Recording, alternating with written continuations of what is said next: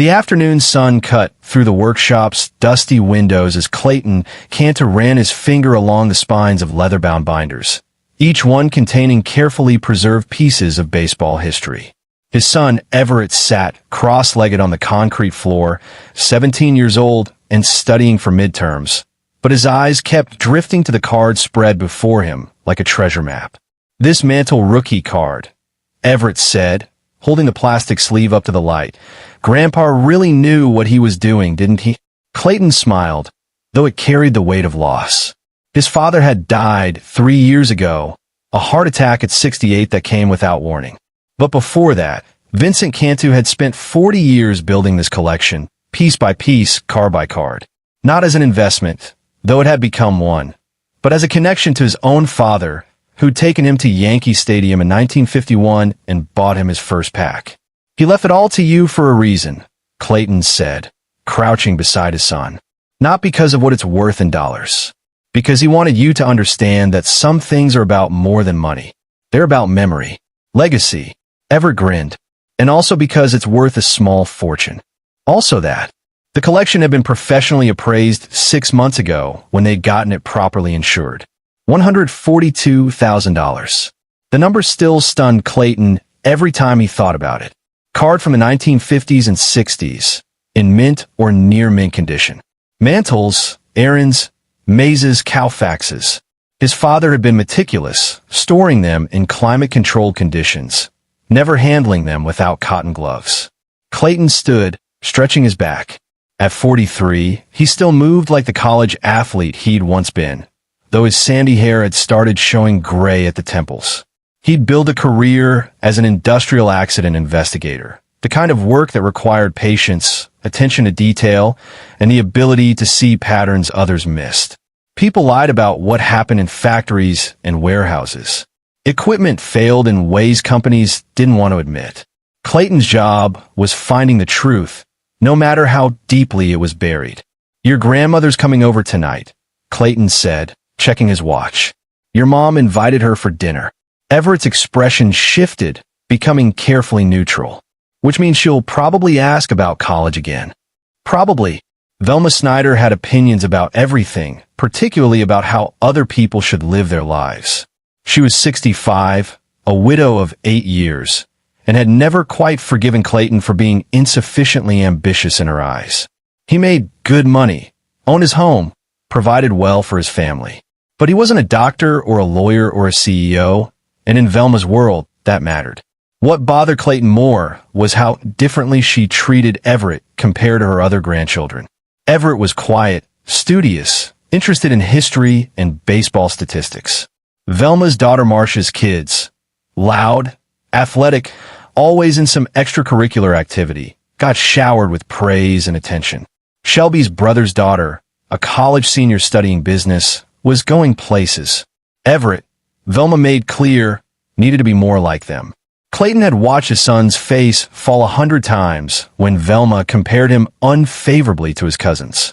Shelby, his wife, tried to mediate, but ultimately always sided with her mother. "That's just how she is," Shelby would say, as if cruelty became acceptable through repetition. "You want to put these away?" Clayton asked, gesturing to the cards. Everett nodded, carefully sliding them back into their protective sleeves. They kept the most valuable pieces here in the workshop, in a fireproof safe Clayton had installed. The rest of the collection stayed in a climate-controlled storage unit across town. Redundancy. His father had taught him that. That evening, Velma arrived at 6:30 sharp, a full 30 minutes early, letting herself in without knocking. She'd always done this, treating their home as an extension of her own space. Clayton heard her voice from the kitchen, already critiquing something about the meal preparation. "Shelby, sweetie, you're using too much salt. You know sodium is terrible for people our age." Clayton emerged from the hallway to find his wife, patient, kind Shelby, stirring a pot with rigid shoulders. She'd inherited her mother's height and dark hair, but none of her hardness. Shelby worked as a speech therapist at the elementary school, loved terrible reality TV shows, and cried during insurance commercials. Clayton had fallen in love with her 20 years ago because she saw goodness in everyone. It was also why she couldn't see how toxic her mother had become. "Hello, Velma," Clayton said evenly. She turned, her sharp eyes scanning him like a security checkpoint. Velma had been beautiful once. You could see it in old photographs. Now her face had hardened into something that resembled disapproval in its resting state. She wore expensive clothes, always expensive clothes, though she complained constantly about being on a fixed income. "Clayton, you're home early. It's 6:30. I'm always home by 6. She turned back to Shelby. "Where's Everett?" "Not hiding in his room, I hope. The boy needs to learn social skills." "He's finishing homework," Shelby said quickly. "He'll be down soon." Dinner was the excruciating ritual Clayton had learned to endure. Velma dominated the conversation, talking about Marcia's children, how Troy had made varsity football, how Stacy had gotten a lead in the school play. She talked about her other son Gerald's daughter, Priscilla, who'd just gotten an internship at a prestigious marketing firm. "A real go-getter, that one," Velma said, loading her fork with mashed potatoes despite her earlier comment about sodium. Not afraid to put herself out there. You know what the business world respects? Confidence. Everett ate silently, pushing food around his plate. "Speaking of which," Velma continued, "Everett, have you thought any more about which colleges you're applying to?" "Yes, Grandma. I got my list pretty much set." "And? Are you aiming high?" "Because, Priscilla got into Stanford." "Of course. She worked very hard for that. Extra tutoring, volunteer work, leadership positions." "Everett volunteers at the library," Shelby offered, "and he's maintained a 4.0. A library." Velma's laugh was dismissive. "Well, that's nice. But when admissions officers are looking at applications, they want to see initiative, entrepreneurship, not just sitting around reading old books." Clayton felt his jaw tighten. He set down his fork carefully. The library program ever volunteers for teaches literacy to underprivileged kids. These are 12 hours a week. I'd say that shows plenty of initiative. Velma waved her hand. "Oh, I'm sure it's fine. I'm just saying, in this competitive environment, fine isn't going to cut it." The rest of dinner passed in tense politeness. When Velma finally left at 9, practically pushing past Shelby's attempts to send her home with leftovers, Clayton found Everett in the workshop, sitting beside the safe. "She doesn't mean anything by it," Everett said quietly. Clayton sat down beside him. "Yes, she does. And I'm sorry you have to deal with it. Mom always defends her. Your mom loves her mother. It's complicated." Everett was quiet for a moment. "Sometimes I think about selling the collection, using the money for college, so I wouldn't need student loans. So nobody could say I didn't earn my way." Clayton put his hand on his son's shoulder. "Don't let anyone make you feel like you have to prove yourself through money. Your grandfather left you these cards because he believed in you exactly as you are. The value isn't in the selling. It's in the keeping. I know. I won't sell them. They're like having Grandpa still around. Somehow." That night, lying in bed, Shelby turned to Clayton in the darkness. "She really was harsh tonight. She's harsh every night. She worries. About all the grandkids. She wants them to succeed. She wants them to succeed in ways she can brag about at her country club. There's a difference." Shelby sighed. "Maybe we could invite her over less often." Clayton didn't respond. They both knew that wouldn't happen. The following weeks passed in their normal rhythm. Clayton worked on a case involving a forklift accident at a distribution center. Driver error. But the company had failed to maintain the equipment properly, creating the conditions for disaster. He spent days going through maintenance logs, finding the gaps, the signatures that meant nothing, the inspections that never happened. It was similar work to what he did at home, paying attention, noticing when things didn't add up. On a Saturday morning 3 weeks after that dinner, Clayton came home from a hardware store run to find Shelby's car gone and an unfamiliar lockbox on the kitchen counter. He picked it up, turning it over. It was the kind professional organizers used when showing properties. His phone buzzed. A text from Shelby. Took Everett to look at colleges. Back tomorrow night. Love you. They planned this trip. He'd forgotten. Clayton texted back a response and started putting away his purchases, but something nagged at him. The lockbox didn't belong to them, and Shelby hadn't mentioned anyone coming by. He called her. It rang 4 times before she answered, highway noise in the background. Hey, honey, everything okay? Yeah, fine. Quick question. Why is there a lockbox on the counter? Silence. Then, Mom borrowed my key. She said she needed to grab something from the garage for a church sale. When was this? Yesterday, I think. I forgot to mention it. Is that a problem? Clayton looked at the lockbox again. Realtors use these. Estate sale companies. Not people grabbing a few items for a church fundraiser. No problem. Drive safe. He hung up and stood in the kitchen, that investigator's instinct lighting up like a warning flare. Velma had been here, alone, with access to the house. Clayton walked through each room, looking for disturbances. Nothing in the living room. Nothing in the bedrooms. The home office looked untouched. He saved the workshop for last, already knowing what he'd find but hoping he was wrong. The safe stood open. Not broken into. That would have required tools and time. Just open. The door swung wide. The interior completely empty. Every single binder. Every protective case. Every card his father had spent 40 years collecting. Gone. Clayton stood there for a full minute, his mind processing what he was seeing against what it meant. Then, moving with careful precision, he pulled out his phone and started taking photographs. The empty safe. The lockbox on the counter. He checked the garage. A hand truck was missing, the kind with rubber wheels that wouldn't scratch floors. He photographed the space where it normally sat. Then he called the storage facility. Sure, Mr. Cantu, the manager said when Clayton described the situation. Your mother-in-law came by yesterday afternoon. She had your wife's key card and said you'd send her to pick up the unit's contents. We help her load everything into a U-Haul. Is there a problem? No problem, Clayton said, his voice steady despite the fury building behind his ribs. Just confirming. Thank you. He hung up and sat down on the workshop floor, in the exact spot where Everett had sat 3 weeks ago, holding that mantle rookie card up to the light. $142,000. 3 generations of collecting.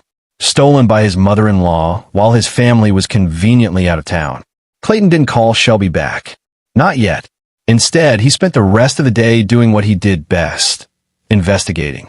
He pulled up Velma's social media accounts, started cross-referencing her posts and activities. He checked public records for any recent transactions. He called a buddy who worked in estate sales and casually asked about high-value baseball card collections coming on the market. By Sunday evening, when Shelby's car pulled into the driveway, Clayton had confirmed his suspicions. Velma had sold the entire collection through a specialized auction house in Chicago. She'd done it fast, 24 hours from theft to sale, probably to dealers who asked minimal questions when dealing with estates. The money had already been transferred to her account. Everett burst through the door, excited about the campus tours they'd done, and Clayton felt something break in his chest. His son didn't know yet. Didn't know that his grandmother had betrayed him in the worst possible way. Dad, wait until you see the engineering lab at... Everett stopped, reading Clayton's expression. What's wrong? Shelby came in behind him, bags in hand, and saw Clayton's face. What happened? We need to talk, Clayton said. All of us. Right now. They sat in the living room. Clayton explained it clinically, sticking to facts. The empty safe, the storage unit, the auction house, the completed sale. Shelby's face went white. Everett just stared, like he was trying to translate words from a foreign language. That's not. She wouldn't. Shelby fumbled for her phone. I'm calling her right now. Don't bother, Clayton said. Already did. Multiple times. She's not answering. Everett finally spoke, his voice very small. She sold Grandpa's cards? All of them. But why? That was the question Clayton had been asking himself all day. Velma was comfortable financially. Not wealthy, but not desperate. So why would she commit what amounted to theft? What could possibly justify this? Shelby tried her mother's number. It rang through to voicemail. She tried 3 more times, then started texting frantically. There has to be an explanation. Maybe it's a misunderstanding. Maybe she thought. Thought what, Shelby? That she could just walk into our house and steal $142,000 worth of property. Don't call it stealing. She's my mother. Then what would you call it? Shelby's hand shook. I don't know, but there has to be a reason. She wouldn't do this without cause. Maybe she needed money for something important. Clayton felt a cold realization settle over him. You're going to defend her. No matter what she did, you're going to defend her. I'm not defending theft. I'm just saying we need to talk to her first. Everett stood up abruptly. I'm going to my room. Honey, wait. Shelby reached for him, but he pulled away. It's fine. I just need to be alone. After Everett left, the fight continued. Shelby insisted they couldn't involve police. She's family. And that they needed to give Velma a chance to explain. Clayton argued that theft was theft, family or not. Around midnight, exhausted and furious, they went to bed without resolving anything. Clayton didn't sleep. He lay there in the dark, thinking about his father's hands arranging those cards, about Everett's face when he'd held them, about the 40 years of care that had been erased in a single afternoon. And he thought about Velma, who still wasn't answering her phone, who had planned this while they were gone, who had betrayed her grandson without a second thought. By morning, Clayton had made a decision. If Shelby wouldn't let him involve the police, fine. He'd handle this his own way. Monday morning, Velma finally answered her phone. Shelby had her on speaker, and Clayton stood in the kitchen listening to his mother-in-law's voice, calm and unapologetic. I was going to call you today, Velma said. I wanted to wait until I had everything sorted out. Sorted out? Shelby's voice cracked. Mom, you took Everett's baseball cards. Without permission. Oh, honey, don't be dramatic. I sold them, yes. And I know it might seem sudden, but I had a very good reason. Clayton leaned against the counter, arms crossed, watching his wife's desperate hope that this would somehow make sense. The money from those cards, Velma continued, went to pay off student loans. Troy's loans from his first 2 years, Stacy's, and most of Priscilla's. She's graduating this spring debt-free now. Can you imagine? The relief for all of them. Silence filled the kitchen.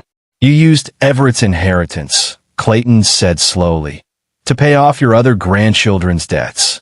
Well, when you put it like that, it sounds selfish. But think about it, Clayton. Those cards were just sitting there. Everett's only 17. He doesn't need them right now. But Troy, Stacy, Priscilla, they're drowning in debt. I'm helping them start their adult lives without that burden. Isn't that what family does? Those weren't your cards to sell. They were just cards. Pieces of cardboard. I turned them into something that actually helps people. Shelby was crying now, quiet tears running down her face. Mom, you should have asked. You should have. Asked permission to help my grandchildren? From whom exactly? You all would have said no, told me those cards were too precious, too valuable. Meanwhile, real kids with real problems needed real help. Velma's voice took on that martyred tone she used when she wanted to be seen as selfless. I did what was best for the family. Best for 3/4 of the family, Clayton said. Funny how Everett doesn't count. Don't twist this, Clayton. Everett will be fine. He's got you two to pay for college. Troy's parents, my Marcia, she's struggling. Gerald's going through that divorce. I was helping the ones who actually needed it. Clayton felt Shelby deflate beside him. He'd seen this before. Velma's ability to reframe theft as charity, selfishness as sacrifice. She'd been doing it their entire marriage. We want the money back, Clayton said flatly. Velma laughed. It's gone, Clayton. Paid to loan servicers. It's not like I could just ask for it back. Then you'll need to find another way to repay Everett. Or what? You'll sue me? Your own family. Her voice turned cold. Good luck with that. Shelby would never agree, and you know it. She was right. Clayton looked at his wife, saw the conflict tearing her apart, and knew Velma had calculated this perfectly. She'd stolen from them because she knew they couldn't, fight back. We'll talk later, Velma said, and hung up. Shelby sank into a chair. She really did it.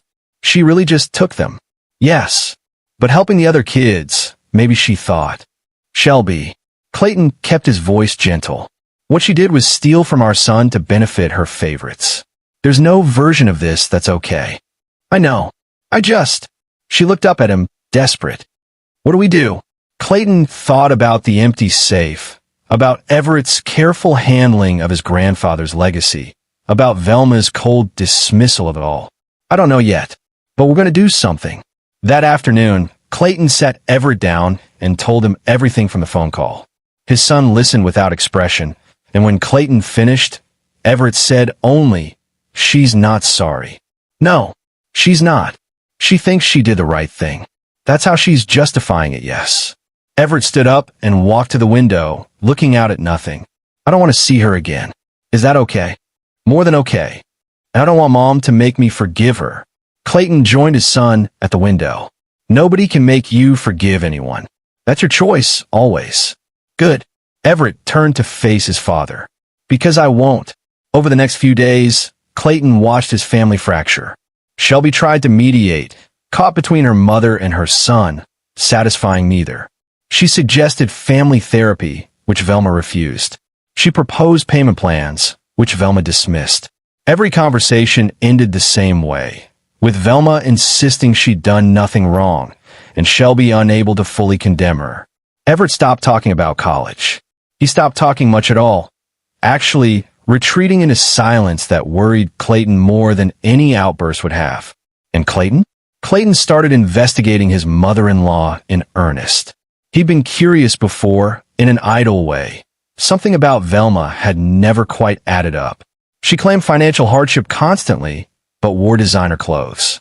She said she was lonely, but refused invitations to family events. She posted endless social media updates about her active social life, but rarely had genuine friends. Now, with time and motivation, Clayton began to dig deeper. He started with public records.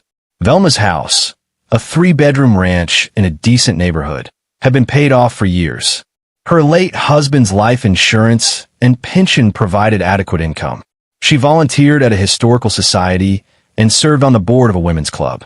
On paper, her life looked ordinary.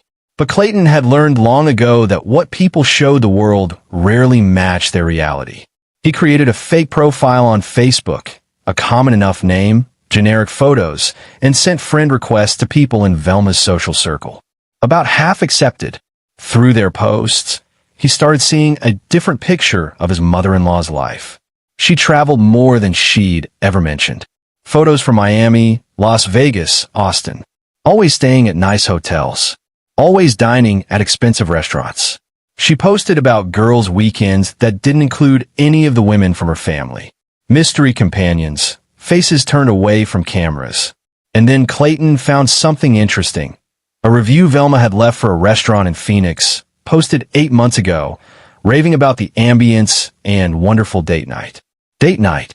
Velma had been widowed for 8 years and, to Clayton's knowledge, hadn't dated anyone since. He searched for more Phoenix references. Found another review, this one for a hotel. 5 stars. Romantic getaway weekend, it read. Clayton's investigator instincts kicked into overdrive. He started looking at Velma's other online activity. She had accounts on Instagram, Facebook, even LinkedIn. But was her dating site profile, which he found after some dedicated searching, that opened a real door. The profile was under a slight variation of her name, Velma Schneider instead of Snyder. The photos were professional, probably airbrushed. She'd knocked 10 years off her age. The bio described her as a successful businesswoman and world traveler seeking a generous, mature man who appreciates the finer things. Generous. That was code Clayton knew. He'd seen enough of these profiles in his investigation work. They were looking for money. He created another fake profile, this time of a wealthy widower, and waited. It took 3 days for Velma to message him. The conversation started innocently enough. Where did he live? What did he like to do? What kind of relationship was he seeking? But within a week of back and forth, Velma was telling Richard, the name Clayton had chosen, about her expensive tastes, her love of travel, how she'd been hurt financially by her late husband's poor investments and was trying to rebuild her life. All lies. Her husband had left her well provided for. Clayton documented everything. Screen captures, archives of messages. He watched as Velma, or the version of herself she presented online, skillfully manipulated Richard toward the topic of money. She never asked directly. She was too smart for that. Instead, she talked about opportunities she couldn't quite afford, trips she desperately wanted to take, medical procedures she supposedly needed. And based on the trail of reviews and photos, based on the expensive lifestyle she was living, Clayton realized she'd done this before. Multiple times. This wasn't a one-time thing or even a desperate act. This was a pattern. His mother-in-law was a romance scammer. Clayton sat back from his computer, the weight of discovery settling over him. This was it. This was the leverage he needed. Velma had built her life on deception, extracting money from lonely men, creating fake personas, exploiting vulnerability. And now Clayton had proof. He spent another week gathering evidence. He traced Velma's trips against her online activity, found correlation after correlation. A weekend in San Diego matched up with messages to a man from La Jolla. A week in New York corresponded to conversations with someone from Connecticut. Every trip, every expensive meal, every luxury purchase, funded by victims who thought they'd found love. The baseball cards? That money probably went to fund her operation, not student loans. Or maybe both. Velma would see helping her preferred grandchildren and fueling her scams as equally valid uses of stolen money. Clayton felt sick and furious, and for the first time in days, powerful. He now had what he needed to destroy her. The confrontation happened 3 weeks after the theft at a mandatory family gathering Velma had insisted on hosting. "We need to move past this unpleasantness," she told Shelby, who'd reluctantly agreed to attend. Clayton, Shelby, and Everett arrived to find Velma's house already full. Marcia was there with her husband and kids, Troy and Stacy looking uncomfortable. Gerald had brought Priscilla, who at least had the decency to avoid eye contact with Everett. Other family members milled around, Velma's sister, a few cousins, the assembled audience for whatever show Velma planned to put on. Dinner was catered, expensive food that Velma definitely couldn't afford on her fixed income. She held court at the head of the table, playing the gracious matriarch, occasionally throwing pointed comments about people who hold grudges and the importance of family forgiveness. Everett ate in silence. Clayton waited. It was during dessert that Velma finally addressed it directly. "I think it's time we clear the air," she announced, looking around the table. "Some people in this family seem to think I did something wrong by helping my grandchildren with their student loans. But I want everyone here to know I did what I thought was best. Those baseball cards were an asset that was doing nothing but collecting dust. I turned them into real help for real people." Murmurs of agreement from some family members. Marcia nodded vigorously. Gerald looked at his plate. "And I think," Velma continued, her gaze landing on Everett, "that some people need to learn that family means sacrifice. It means putting others' needs ahead of your own wants. Those cards were never really about you, Everett. They were about teaching you a lesson in generosity." Clayton watched his son's hands tighten around his fork. Watched Shelby's face crumple. Watched Velma's satisfied smile, the smile of someone who thought they'd won. He stood up.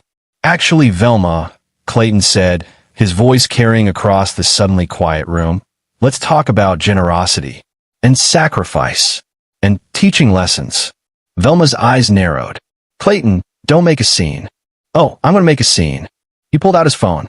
"See, I've spent the last few weeks wondering why you really stole from Everett. Because your story didn't make sense. You're not hurting for money. You live quite comfortably. So why? I already explained. You explained a lie. But I found the truth." He held up his phone, showing Velma's dating profile. Several people at the table leaned forward, curious. Velma's face went pale. "What is that?" "This is your dating profile.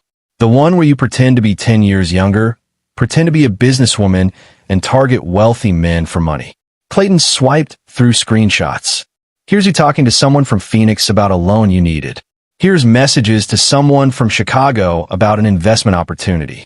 Here's you planning trips with men you've been scamming." The table erupted. Marcia gasped. Gerald said, "What?" Someone else started asking questions, voices overlapping. "That's not. You can't prove." Velma stood up, her chair scraping back. "I can prove all of it. I have records of your trips, your expenses, your dating site messages. I know about Thomas from San Diego, David from Connecticut, Frank from Miami. Should I go on?" Clayton's voice was ice. "You're running romance scams, Velma. You've been doing it for months, maybe years. And I think the $142,000 from those cards went directly into funding your operation. Maybe some went to loans, but most of it Most of it went to maintaining the lifestyle you use to lure in victims. Velma looked around the table, seeing shock, disgust, confusion on the faces of her family. You're lying. This is a sick attempt to discredit me because you're angry about some cards. Grandma. Everyone turned to Everett. He'd stood up, his young face harder than Clayton had ever seen it. I know where you were last night, Everett said quietly. Velma froze. You told Mom you were at your historical society meeting. But I drove by the hotel downtown, the nice one on 5th Street. I saw you in the bar with an older man. You were dressed up, wearing the diamond bracelet you told Mom you had to sell to pay bills.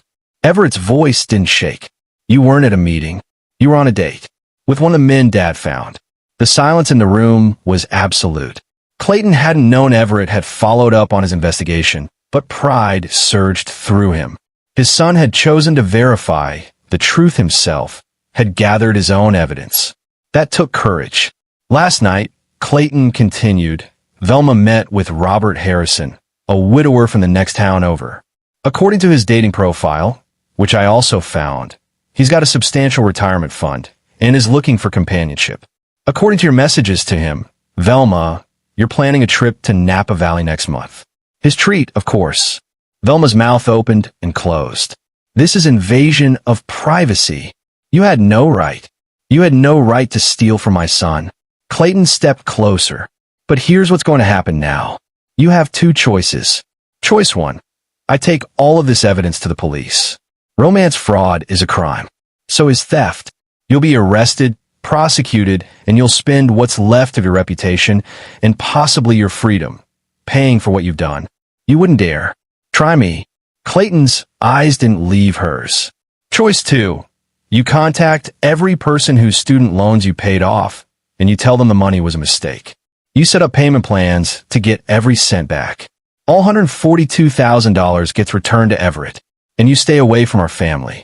Permanently. That's insane. I can't just ask for money back. Then I guess we're going with choice one. Clayton started to dial on his phone. Wait. Velma lunged forward. Wait. Just wait. Clayton lowered the phone, waiting. Velma looked around the table at her family, seeing judgment in their eyes. Marcia had gone white, realizing what the returned loan money would mean for her kids. Gerald was shaking his head slowly, disgusted. Priscilla had started crying. If I do this, Velma said, her voice shaking, if I get the money back, you can't tell anyone about the other thing. The romance scamming? The fraud? Clayton shook his head. No deal. You come clean about everything. You contact every man you've conned, you return whatever money you still have, and you make it right. All of it. I'll be ruined. You ruined yourself. Clayton's voice softened just slightly. You had a choice 3 weeks ago. You could have been a grandmother who loved all her grandkids equally. Instead, you chose to steal from one to favor the others. And worse, you funded your criminal activity with what you stole. You don't get to walk away from this clean. Shelby had been silent through all of this, tears streaming down her face. Now she spoke, her voice barely a whisper. Mom, is it true? All of it. Velma looked at her daughter, saw no sympathy there, and something in her broke. Her shoulders sagged. I didn't mean for it to go this far. It started as just dinner dates, nice evenings. They wanted to pay for things. I let them. Then it became more, and I needed money to keep up the illusion, and she stopped, swallowed.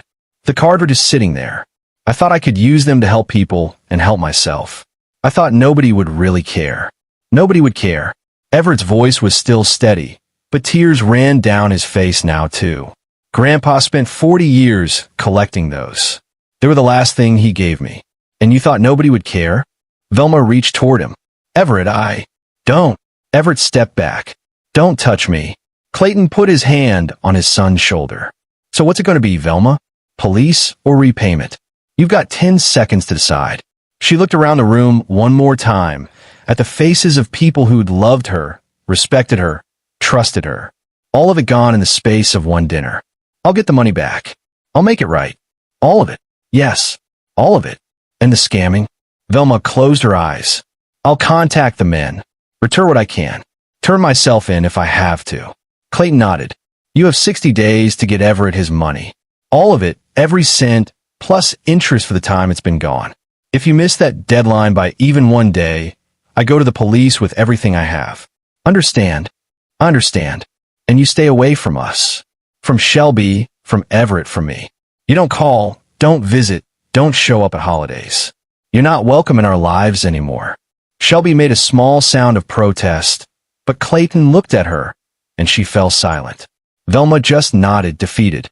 The gathering dissolved after that, family members leaving quickly, avoiding eye contact. Marcia left without saying goodbye, her kids trailing behind her in confusion.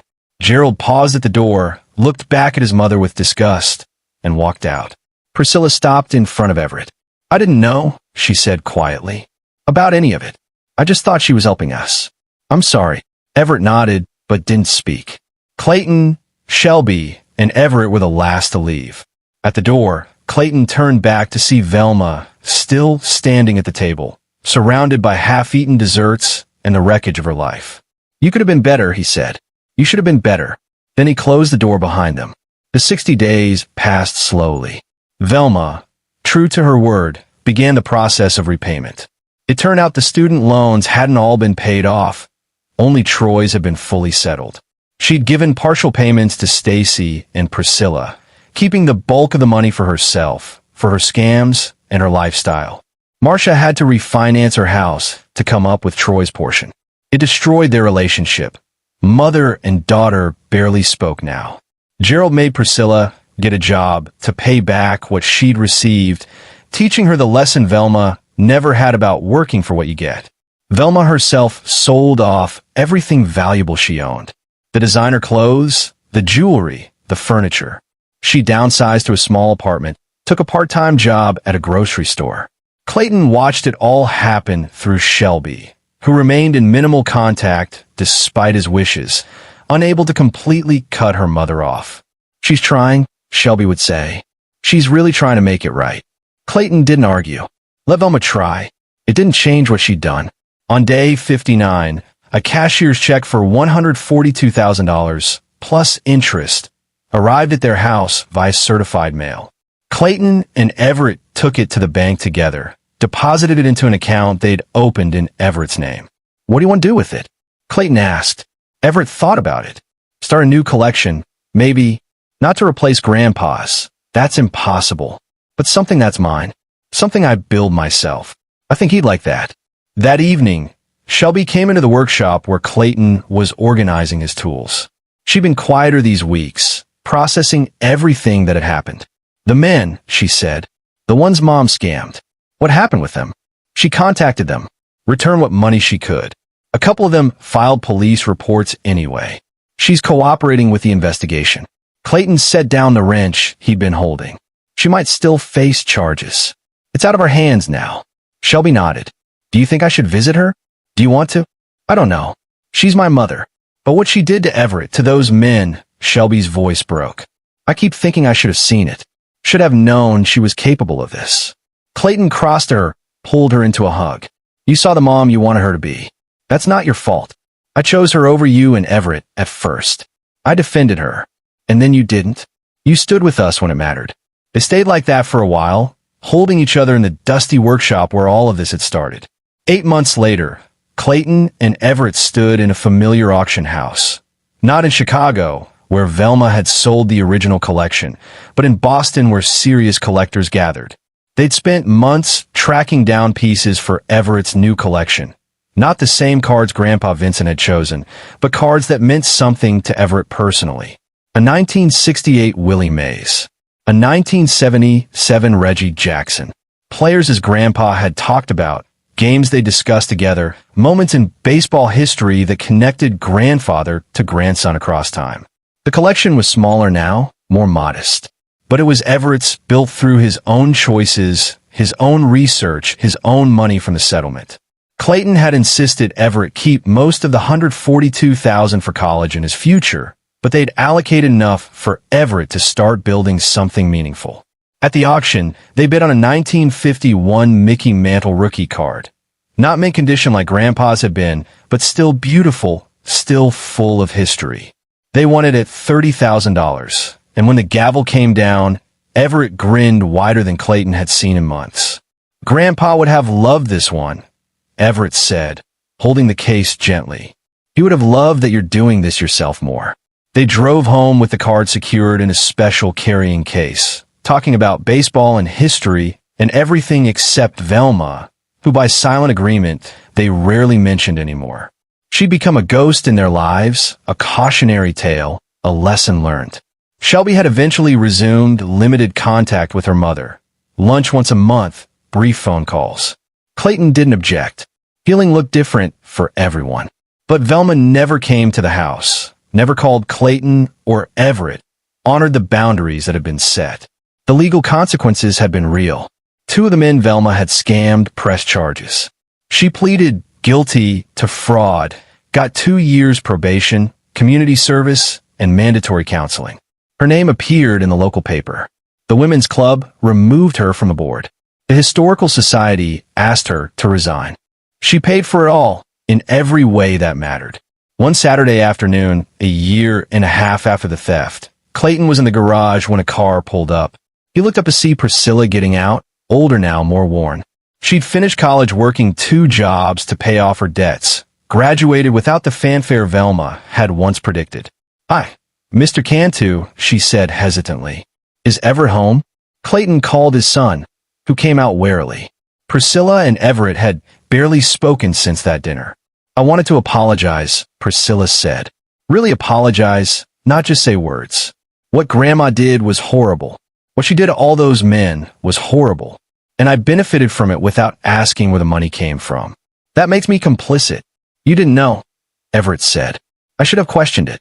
When someone gives you $30,000 out of nowhere, you should question it." Priscilla held out an envelope. "I've been saving. It's not much, $3,000 so far. But I want to pay you back. All of it eventually. Even though the legal stuff is settled, I owe you. Not as your cousin, but as someone who took something that wasn't theirs to take." Everett looked at the envelope, then at Priscilla. "You don't have to." "I do. Please let me." After a moment, Everett took the envelope. "Thank you." Priscilla nodded, tears in her eyes, and left. Clayton watched her drive away, then turned to his son. That took courage. She's still trying to be better than Grandma taught her to be. Everett opened the envelope, looked at the check inside. "I'm going to put this toward the collection. Maybe get something from 1985. That's the year she was born. Full circle. Your grandfather would be proud of you." "I hope so." They went back inside, where Shelby had dinner started, where the house smelled like garlic and tomatoes, where life had slowly stitched itself back together. The workshop now held Everett's growing collection, each card chosen with care, each one representing not just baseball history, but personal history. The history of a family that had been broken and had healed, of a grandmother who had betrayed them, and a grandson who had been strong enough to survive it. That night, Clayton found Everett in the workshop, catalog open, researching potential additions to the collection. He sat down next to his son. "You know," Clayton said, "when this first happened, I was so angry I couldn't see straight. All I wanted was revenge. To destroy her the way she destroyed something precious to you. You did, though. Destroy her. No, I destroyed the lie she was living. But the actual destruction, the loss of respect, the broken relationships, the legal consequences, she did that to herself. All I did was expose it." Everett considered this. "You think she's sorry? Really sorry?" "I think she's sorry she got caught." "Whether she's sorry for what she did," Clayton shrugged, "that's for her to figure out. It doesn't affect us either way. Because we moved on. Because we moved on." Everett closed the catalog and looked at his father. "Thanks, Dad, for not letting her get away with it. For standing up for me. Always," Clayton said. "That's what family actually means. Not sacrifice for the sake of sacrifice. Not blind loyalty, but standing up for each other when it matters. Having each other's backs. That's what your grandpa taught me, and what I hope I've taught you." "You did." They sat in comfortable silence, surrounded by cards and cases and memories, both old and new. Outside, autumn was turning to winter, the first real cold snap settling in. But inside, in this workshop that had seen both loss and recovery, Clayton felt only warmth. His son was safe. His family was healing. Justice, in its own way, had been served. And somewhere out there, Velma Snyder was learning that some prices are higher than money can measure, that betrayal costs more than dollars, and family, once broken by selfishness and greed, can't be bought back at any price. The baseball cards, the new collection, Everett's collection, would grow over the years. Each card would tell a story, not just of baseball, but of resilience, of integrity, of a boy who became a man through the worst kind of betrayal and came out stronger on the other side. And every time Everett looked at them, he'd remember not what was taken, but what he'd built in its place. That, Clayton thought, was the real legacy. Not the cards themselves, but the strength to keep collecting them. The courage to start over. The wisdom to know that value isn't measured in auction prices, but in the meaning we attach to things, the memories we preserve, the people we choose to be even when others choose to be less. In the end, Velma had taught them all a lesson, just not the one she'd intended. She taught them that family means nothing if it doesn't come with respect, trust, and genuine love. That blood relation doesn't excuse cruelty or justify theft. That being a grandparent is a privilege, not a right, and one that can be permanently revoked through selfishness. She taught them, most importantly, that the measure of a person isn't in their ability to take, but in their ability to build, to create, to honor what came before and prepare the way for what comes next. Velma had been a taker. She'd taken trust, taken money, taken a grandfather's legacy, and twisted it into something ugly. But Clayton and Everett, they were builders. And in the end, builders always win. And there you have it. Another story comes to an end. What did you think? I'd love to hear your thoughts in the comments below. If you enjoy this story, consider joining our community by subscribing. It means the world to us. For more stories like this one, check out the recommended videos on screen. And I'll see you there.